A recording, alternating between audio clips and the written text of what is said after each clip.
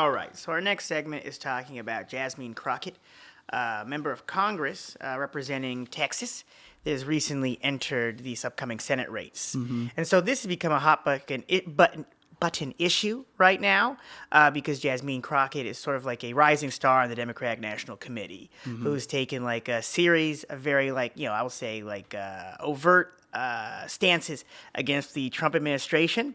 And at present, her election could possibly win the Democrats a Senate majority at the upcoming cycle, right? Yeah. So there's a lot of energy's been put into sort of publicizing her campaign around the country.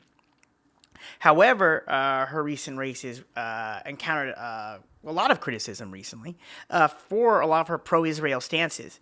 And I think there's some misinformation shared that she had been receiving AIPAC funds. To my understanding, she is not a recipient of AIPAC money, but she's routinely, voted in favor of sending arms to Israel, and has, made a series of different statements, either touting Israel, under-referencing the scale of the genocide in Palestine, and just basically taking what I would consider like the progressive Zionist approach, right? Like the killing is awful, but we still need Zionism in the Middle East, basically. Yep. And I think, there's been a series of liberal critiques of this stance, of this criticism of Jasmine Crockett. One, there's like the identity politics. People say like it's just inappropriate to criticize an aspiring black woman.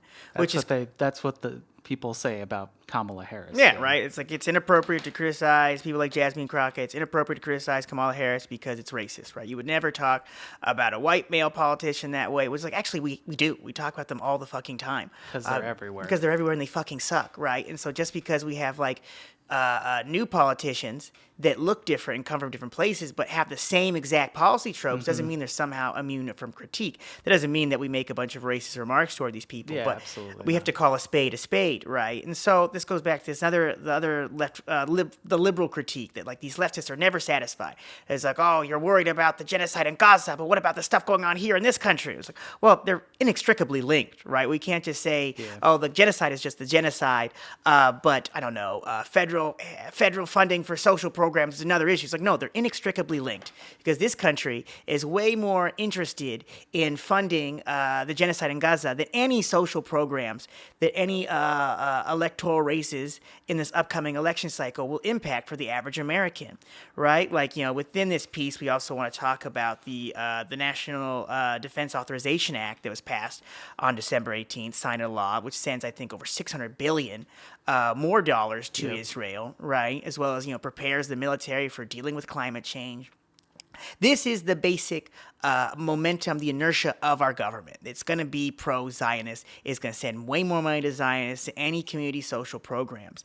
Unless we're actually able to wage some kind of ongoing militant struggle against that dynamic, we're not going to have any type of impact domestically. We can't just be, as a country, sending trillions and trillions of dollars to oppress people internationally around the world and then say, oh, well, we actually have to focus on these domestic problems first. No, they are one in the same, right? Which goes back to this idea that, leftists are never satisfied. It's like, we're not satisfied with genocide. That is correct. We are never going to be satisfied. It's not even a bar. That's the floor. Exactly. It's like we're never going to be satisfied with a genocide. We're never going to be silent about a genocide. And this idea is like, oh, well, there's other issues first. Like no other social program or social issue deals. Actually, I should say that. That's incorrect.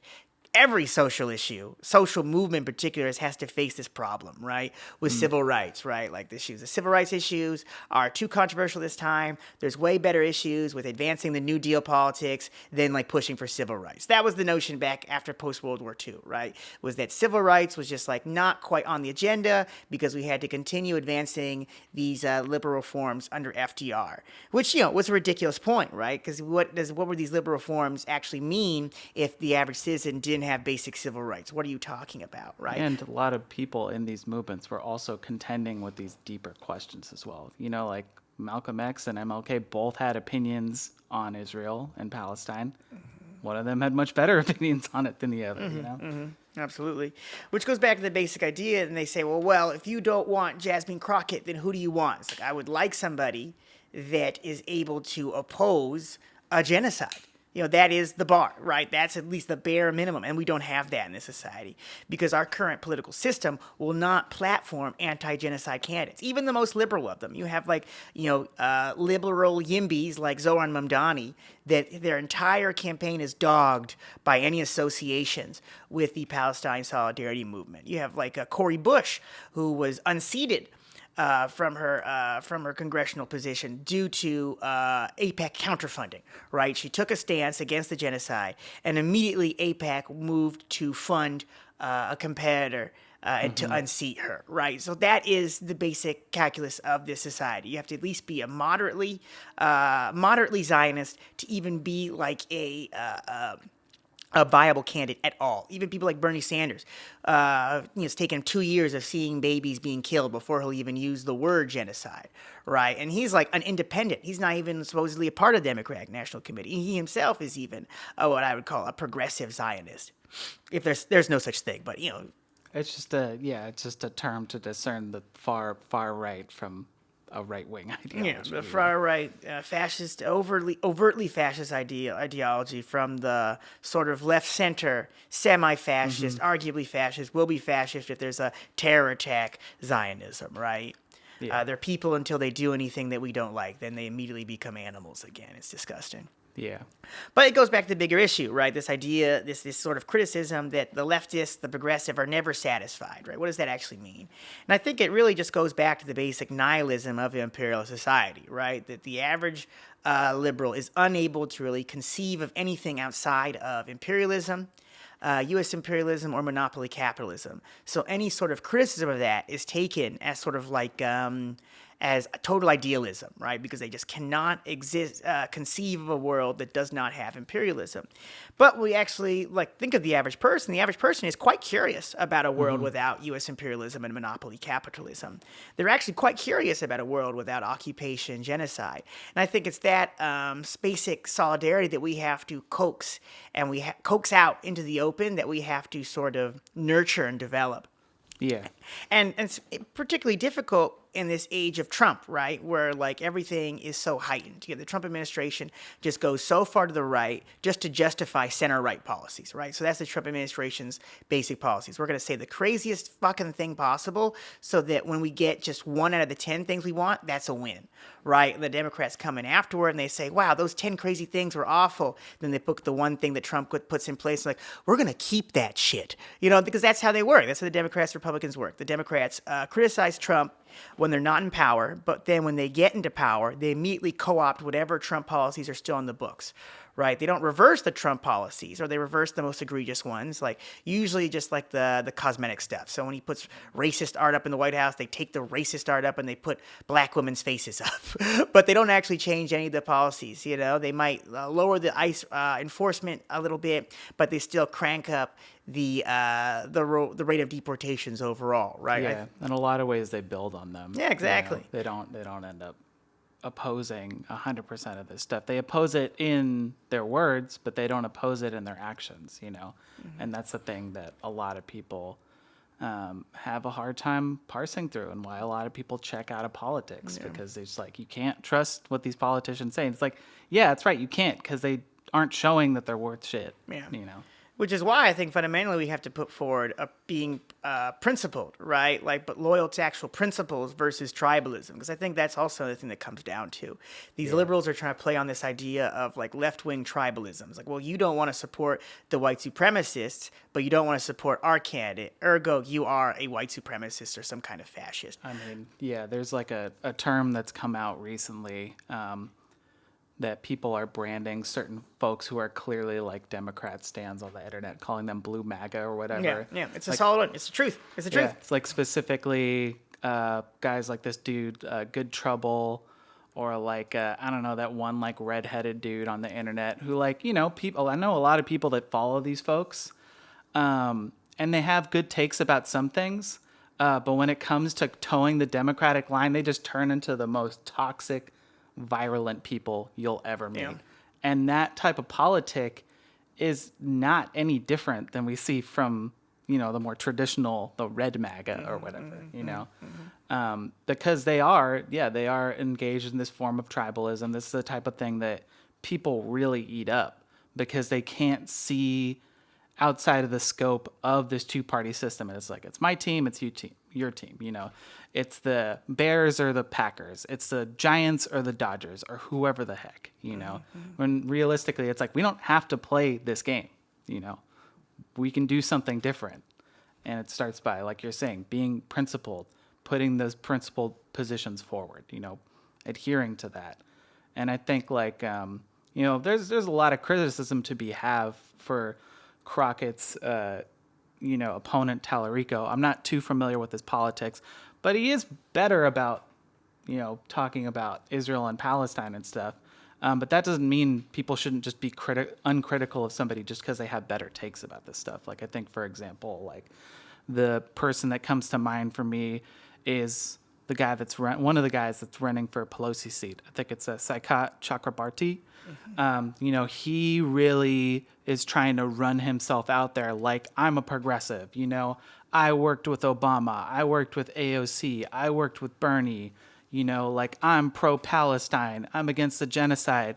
And people really eat this stuff up. But then it's like, but wait, like, weren't you supporting all of these, like, AstroTurf candidates in San Francisco? Didn't you vote for the mayor and say he's going to do a good job even though he's a billionaire? Yeah. You know, and it's like, I think there's going to be a lot of people that do this because, like, people honestly can't define what progressivism is because it is very eclectic in its nature. You know, it's this idea that, you know, we can, you know, reform capitalism to the point that it actually works for everybody. And that's why you see a lot of these so-called progressive politicians have these really eclectic takes on different things. They might be progressive when it comes to Palestine and Israel, but then, and they might say all the right things on the way to office, but then they'll turn around and do some completely whack stuff. Yeah. You know, that's the thing that I think we really consistently see here in San Francisco.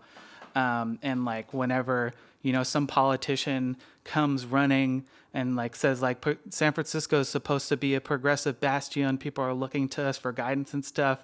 It literally makes me want to start screaming, no, it's not. And you know what? When people do that, people look around and they're like, you know what? They're right. Like, it's not. You know, we shouldn't pretend that it is.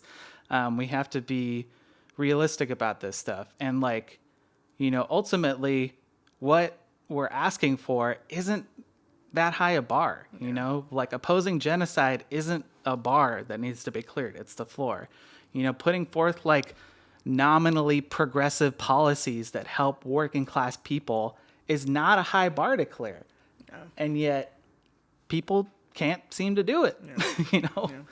And then I think that goes back to like the liberal counter argument that says, okay, well, if you don't want these candidates, then the right wing is just going to win elections. And it's like, well, yes and no.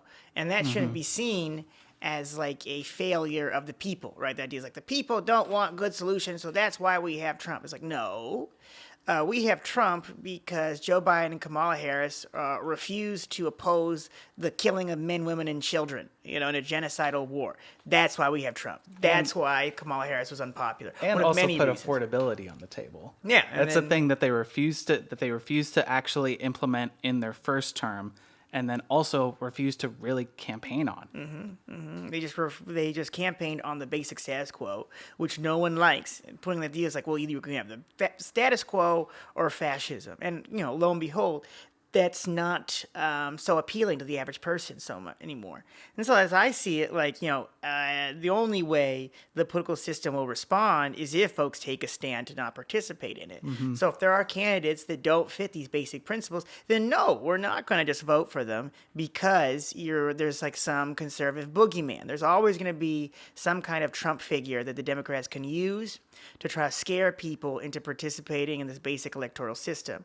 But if the result is more of the same policies that are put forward by the right-wing boogeyman, then I would argue, what is the difference? And some people get at me like if I say something like that. It's like, oh, well, here's a list of series of different social programs that are immediately cut by the Trump administration the Democrats wouldn't cut. It's like, okay, yeah, that's true, right? But we have to see this from a larger systematic thing. Yeah. That if we actually can't leverage any kind of political power in this political system, then it does not matter how these regional elections shape up, because the basic interest of the monopoly capitalists will be advanced one way or another. Either we do it through tech billionaires or through Christian nationalist fascists. It's their real, that is the coin. That's the coin we're dealing with. Either we have the white Christian nationalist fascists or we have the tech billionaire monopolists. That's our reality. And so unless we're willing to oppose that reality by not participating in the system and actually building our working class proletarian power, or not, this is as good as it's going to get. And Jasmine Crockett is not the best we can do. Like these liberal genocide apologists, Zionist apologists, monopolist apologists are not the best we can do. And that's the point we have to continually put forward to people, even if it does seem difficult, and even if it can be quite scary the way they frame these boogeymen. But again, we're on our second Trump term. It's our second Trump term around this shit. We have an understanding scientifically at this point about how a lot of this stuff can go. And while it is scary, it is terrifying, we have to understand this through actually building working class power, we can actually create a change we want to see. 100%.